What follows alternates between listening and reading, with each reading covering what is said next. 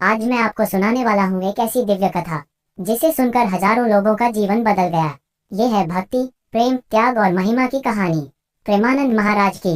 उनके जीवन में ऐसे ऐसे चमत्कार हुए जिन्हें सुनकर आपकी आत्मा तक झंझना उठेगी। प्रेमानंद महाराज का जन्म एक छोटे से गांव में हुआ। घर गरीब था लेकिन मन बहुत अमीर। बचपन से ही वे घंटों भगवान का नाम जपते। लोग कहते, ये बच्चा साधारण नहीं, इसके कर्म बहुत बड़े हैं। जब बच्चे खेल रहे होते तब ये मंदिर में बैठकर घंटों भजन गाते। एक बार गांव में भयंकर बाढ़ आई। सब कुछ बहने लगा। मंदिर का दीपक बुझने वाला था, लेकिन नन्हे प्रेमानंद आगे आए और दोनों हाथों से दीपक को जलता रखते रहे। लोगों ने पहली बार देखा एक बच्चे में इतनी भक्ति।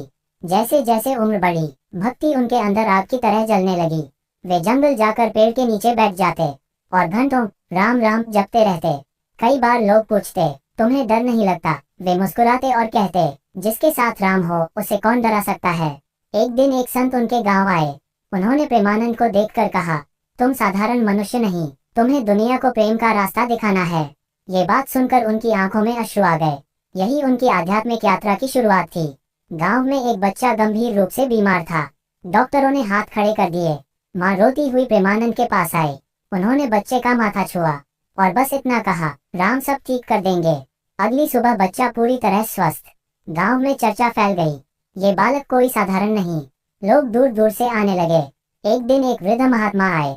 उन्होंने कहा, मेरे साथ चलो, तुम्हारा असली मार्ग वहीं से शुरू होता है। प्रेमानंद उनके साथ घने जंगलों में पहुंचे।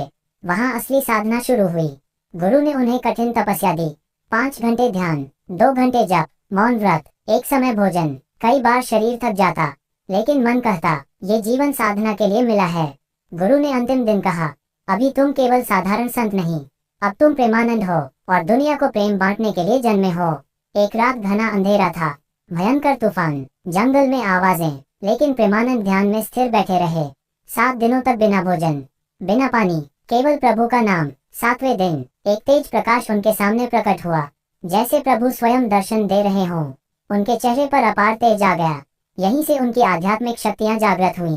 अब जब भी वे भजन करते, लोग कहते, हवा भी रुक जाती है इन्हें सुनने। उनकी आवाज में ऐसा प्रेम, ऐसी ऊर्जा थी कि सुनने वाला रो पड़े। एक बार कीर्तन में लोगों ने देखा कि उनके पीछे दिव्य प्रकाश फैल गया। उस दिन हजारों लोग भक्ति मार्ग पर चल पड़े। जहां जाते लोगों के दुख मिट जाते। किसी का घर टूटा था, किसी का परिवार बिखरा था, किसी का मन चिंता में डूबा था। प्रेमानंद बस एक ही बात कहते, भक्ति करो सब ठीक होगा।